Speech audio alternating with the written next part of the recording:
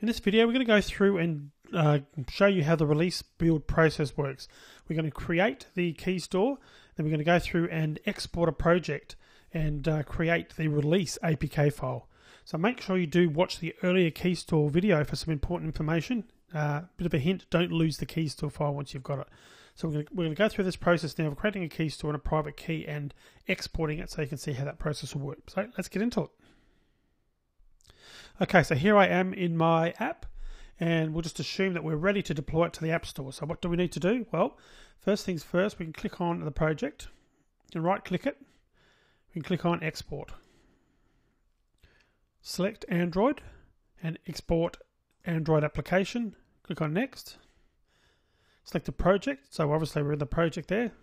Click on Next. Now this option here, the very first time you do this, you'll be creating an existing store, but from then on, you should never create one. You should always be using the existing one. But we haven't got one at the moment, so we're going to create one from scratch. Create, location. Now you need to put this key store in a folder somewhere where you're not going to lose it. So I'm going to select my developer folder, like so. I'm just going to open that up, and I'm going to create a new folder. I'm going to call it, just so there's no chance of me losing it, key store. Created a subfolder. Now it's going to save it as the name you should use should probably be your company name or your personal name if you're publishing in your own name. So I'm just going to call this one kimberjaka.keystore.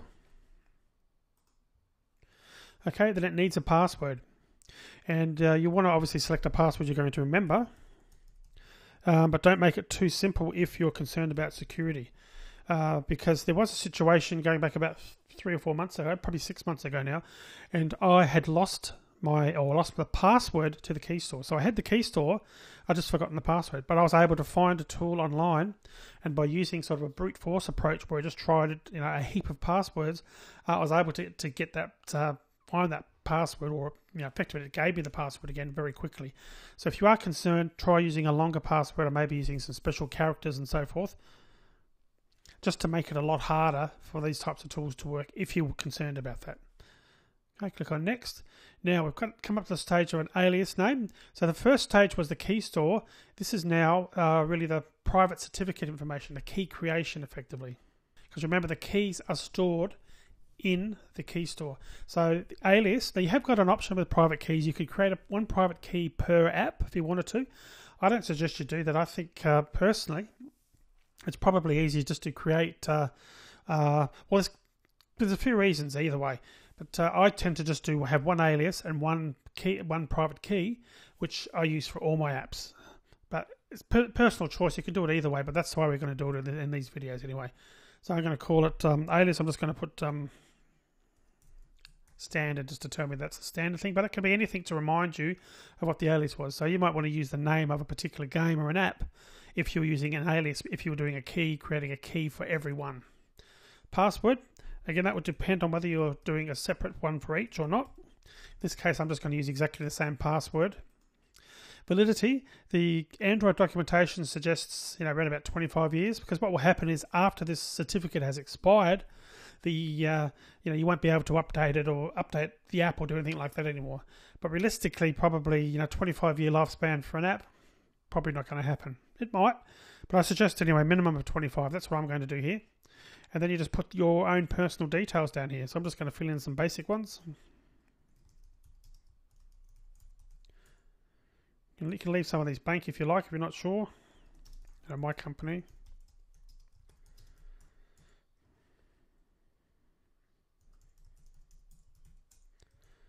Okay, so just your own information essentially. Now, destination APK file, where this is the release APK file that will ultimately be uploaded to Google Play or any Android app store. Again, I suggest you put it in a directory where you're not going to sort of forget where it is. So I suggest you create something like perhaps an APK folder, because you might decide to keep the older versions as well. So I'm just going to leave that as the default name, top 10 downloader. Again, it reminds you how long before the certificate expires. And because this is obviously only a simplistic app, it's quite quick to finish. So we've now created that file. If we go back and have a look in Finder, It's literally only 381k because it's such a simplistic little app which only does sort of very few things. Obviously, it'll grow as you got more assets, more graphics and so forth, and more functionality. It'll get bigger. So that's creating it for the first time. But if you subsequently want to do it again, let's just say down the track you want to create a new version. When you go to export, select export from the Android menu again. Project names as same as before. This time we want to use existing. So again, you can see it's defaulted to that directory, but you could click browse and go to another one if you want. But that's the folder we want. Obviously, you need to remember the password. So if we type the wrong password, and the confirm there's not used when we're entering the password from an existing one, that's only used for a new one. But we click on next. Key store was tampered with or password was incorrect. So we'll put the right password in this time. Next. This time we've got the standard. Use existing key, so we can create a new key. This is where you could create a second key, like a second private key if you wanted to do one per app. In this case, we're going to use just the standard one because that's the only option we've got. I'm going to put in the password. Again, the password would be not the password to the key store this time. It's the password to the previous private key that you've created. Go next. And again, it gives you some information then about the certificate and the certificate fingerprints. These are the codes that are actually, some of these are uploaded to Google Play, and they're used to sort of confirm that what you're uploading is, as far as Google's concerned, they're one and the same. But we'll get into those in the separate videos when we're actually uploading apps anyway to see how that works. But you can see that this screen basically just says it's when it expires in 2039, 25 years time.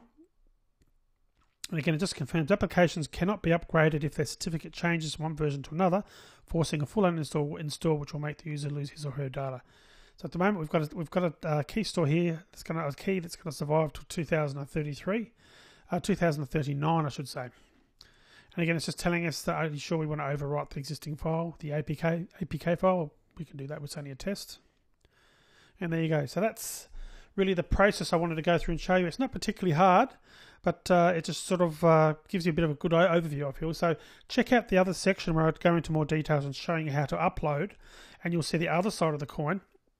You'll see the codes that we've got to put in from Google Play and how Google Play will enforce and confirm that you're using the right key store so that you don't get yourself into difficulty.